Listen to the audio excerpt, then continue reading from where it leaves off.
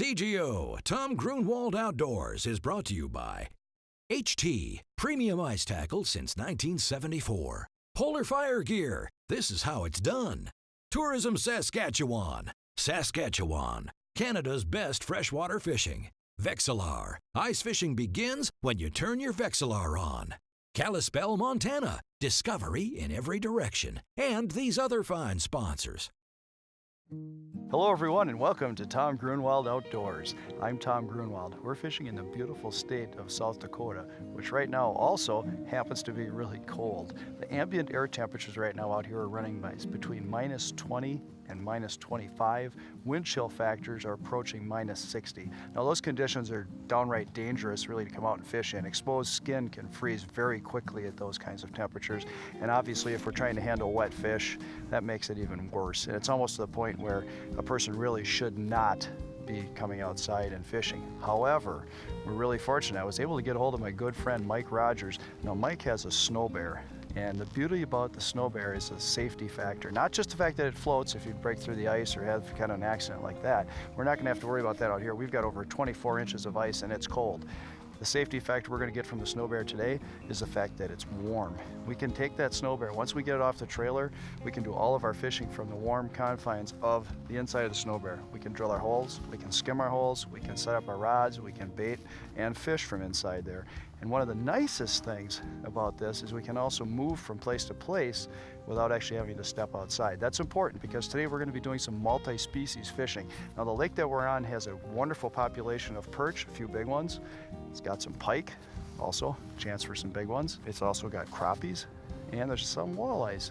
So what we're going to try to do is we're going to come out here, we're going to try a couple of our GPS points that we've got all laid out. We're going to do a little jigging for perch and walleye to start out with. I'm sure that we're going to probably, in some of these areas, because of the structure and the weeds and the cover that we have available, also be able to find a few pike.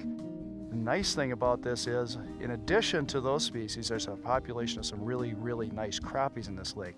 Now those fish don't hold in the same areas as the perch and walleyes, so we're going to have to do a little bit of moving. Now if I was out here trying to fish out in the open, or set up any kind of a portable shack in these kinds of cold conditions, it would get really difficult to be able to move effectively and be able to get these fish, and of course try to keep all the holes open and that sort of thing. The snow bear is warm. We're going to be able to move from place to place, do some multi-species fishing out here in South Dakota despite the weather conditions. So I'm really thankful that we've got this snow bear along with us. It's not just the fact that it's really a neat machine, it's really making it possible for us to fish. So with that, let's go enjoy a little bit of multi-species action right here on TGO.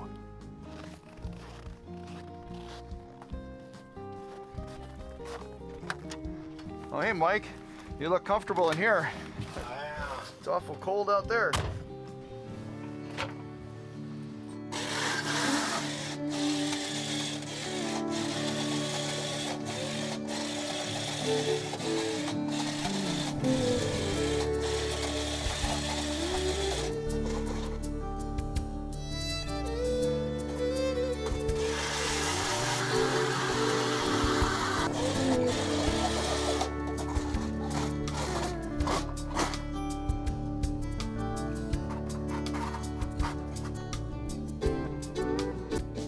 Mike, that is a pretty slick system you've got with those augers. I'm impressed.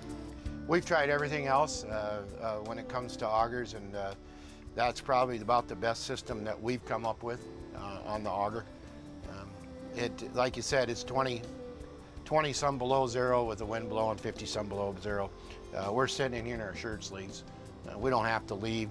The only time we get cold is to go from here to the pickup. And we got an auto start in the pickup, Tom, so. There he is.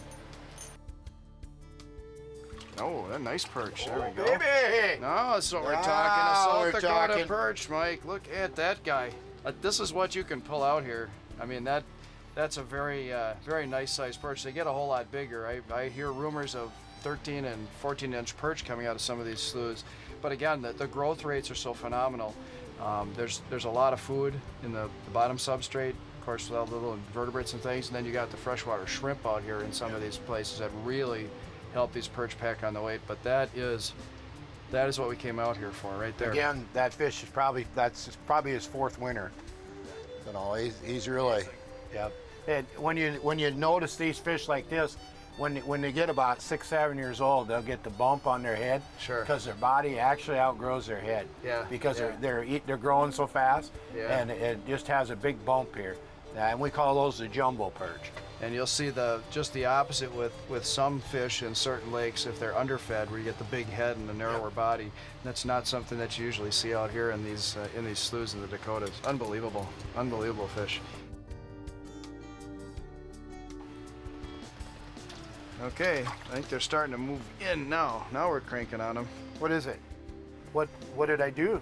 I think you did something wrong. What did I do?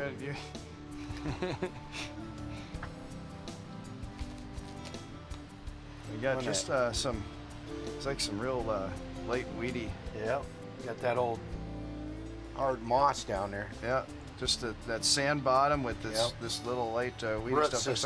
Looks like a thread or something. But yeah, it's again because this is a flooded. Basically, it was pasture. Yeah, probably old root off of grass. Yeah, so sure, exactly what it is. So not a big fish, but again, that one's filleable, and hey, we'll take it. South Dakota perch. This is fun. TGO, Tom Gruenwald Outdoors. Okay, that was GPS point 1. The beauty of this snow bear is, cold as it is out here, we can go right to GPS point 2, stop, drill a couple holes, and we're fishing. Easy as that. Don't even have to go out in the cold. Came out here with the GPS, pulled up on the area, dropped the sonar down. I'm marking fish about 1.5 feet, 2 feet off the bottom. We're hoping they're crappies.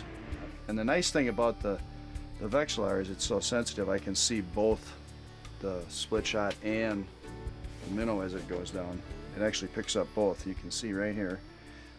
Of course, the minnow is going to come through as a larger mark than the split shot, so that'll come in. And even as I have it set right now, my gain or my set is just as low as it can possibly go. I can't turn it down any further. And you can still see the minnow is a bright red mark. Up above it is more of a green. That's the split shot. Now you watch as I lower it, you'll see both moving together and dropping down. And most of the fish have been coming through, and this is what really nice is with these marks here. We got the 1 foot markers. You can see that's 1 foot off bottom, 2 feet, and there's a fish right there now just below my minnow. You see that?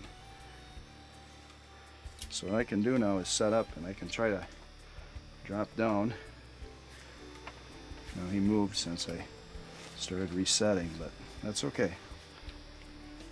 You can still see the bright red mark representing my minnow. There's a mark below right there, a nice big crappie right here, and here's my minnow.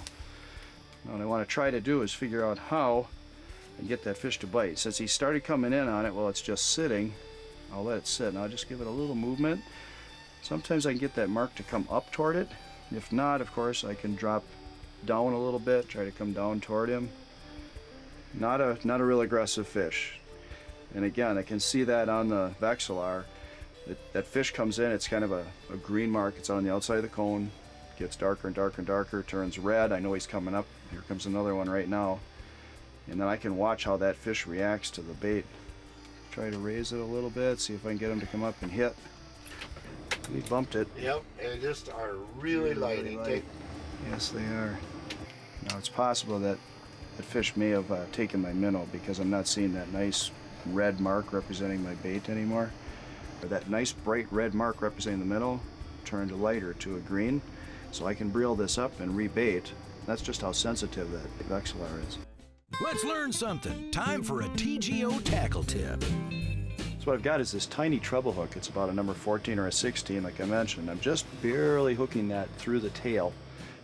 And I'm letting the natural action of that minnow, that wiggling motion. I want to get a nice lively minnow, even though it's small, as wiggly as I can, because I'm using the natural motion of the minnow to trigger the fish, bring the hits. And when they come in, they see that bait. I might raise it slightly just to try to get them to commit and come up after it. Otherwise, I'm not doing any jigging or any other movement at all. Very subtle approach. Mike's actually using a spring bobber with his and watching for those strikes. Me, I'm watching that slip bobber knot. Either way, very effective finesse way to try to fish these light biting crappies. There's one looking. I moved that minnow and he came back. He was just out of the cone a little bit. There he is. He followed that one up. Look at that, it's a big crappie, Mike. Oh my goodness. There we go. Well, this has been fun. We really got into a nice school of crappies here, and I'm going to stop and just show you what we're doing. These fish have been biting extraordinarily lightly, and normally I would use some kind of a jig, maybe with a plastic or a grub or a small minnow on it. But the smaller jigs, even with the tungsten, are too light to really work and feel the minnow properly. And furthermore, any of the heavier jig heads, these fish just are not biting them. They're biting so light because it's such a cold front that I've got to really slow things down to a real micro system. I'm going to show you what I'm doing here. We'll let this fish go. Hang on there, boy. Get him his mouth closed so I get him to go back down the hole. There, another nice crappie. You know, I want to stop and show you, because these fish are biting so lightly, just exactly what we're doing. I've got an extremely light rig here. Okay, I'm using it is 4-pound line, because there is a chance that we might catch a walleye, and there are some pretty nice sized crappies in here, and I don't want to go too light. But I used the tiniest little split shot that I can find on there, just enough to sink the minnow. And I've got that positioned to about 7 inches or so up the line. And a tiny, it's about a number 12 or a number 14 treble hook. Very, very lightweight, so when these fish bite lightly, they can flare their gills, bring that whole bait and the whole presentation in, and I can still get a hook set. And you'll notice when these fish are biting that that treble hook is just barely positioned in their upper lip. I mean, we're not getting these fish swallowing the bait. They are biting extraordinarily lightly. This light system with this small balsa float and that little eyelet, the slip bobber stop, is really effective. Now when that fish bites, I'll actually see this bobber tip, and the stem will come up, and then the bobber can start to go down. But as light as these fish are biting, even that light system isn't working perfectly. Actually, I've been keeping this bobber stop maybe 6 or 8 inches up the line from the eyelet on the balsa float, and all I've been doing is just watching. When that fish bites, I see it on the sonar, I look back at the line, I watch that line feed through right up to the bobber stop, and then the bobber moves. That's just enough time, it seems, to get a good hook set and catch these finicky fish. Working out really well. There's more fishing action to come right here on TGO. We're in the old slough part.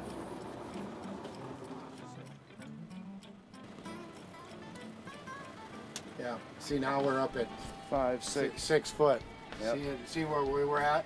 So Yeah. if we back up,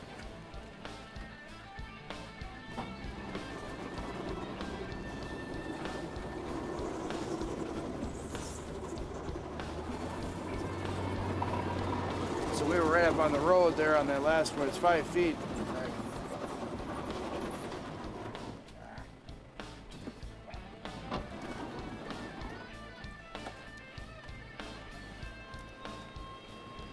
there's 11. There you go. Yeah. So from there to there, Yep. there's Dropped 6 6 foot. feet. What do you think? Yeah. I wonder if we got a weed line there. If we get Well, there's got to be a weed line someplace there.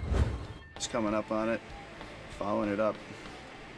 So the advantage of using these slip floats is that you can easily move that bait up and down. And I've got such a light split shot on this that I can actually keep my slip bobber stop up above the float. And when those fish bite, all they do is just slide the line down through the slip bobber knot.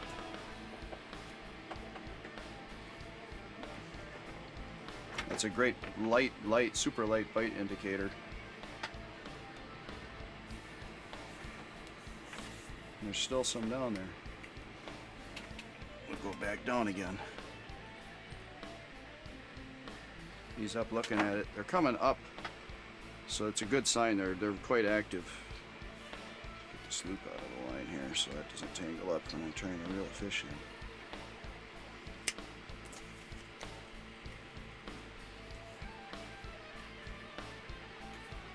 There he is.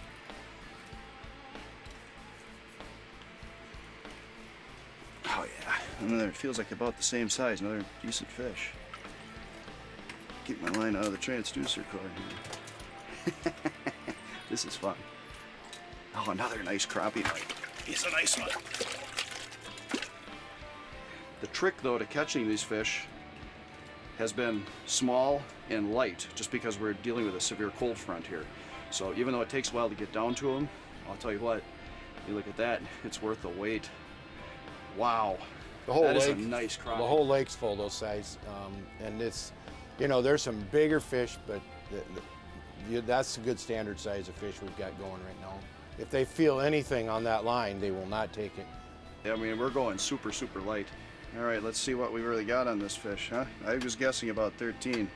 Man, you were right on. That was a you must be a carpenter. There you go. 13-inch crappie. That's a nice fish. That's a beautiful fish.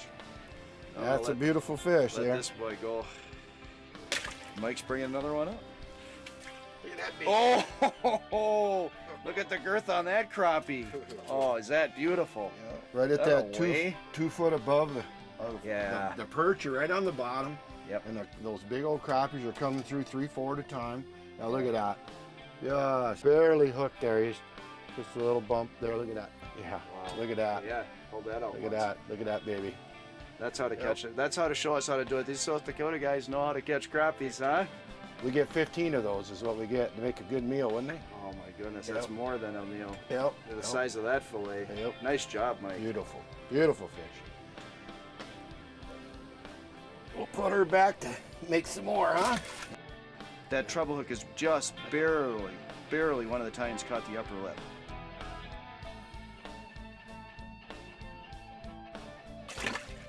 Oh yeah! There's a sister going. Here we go.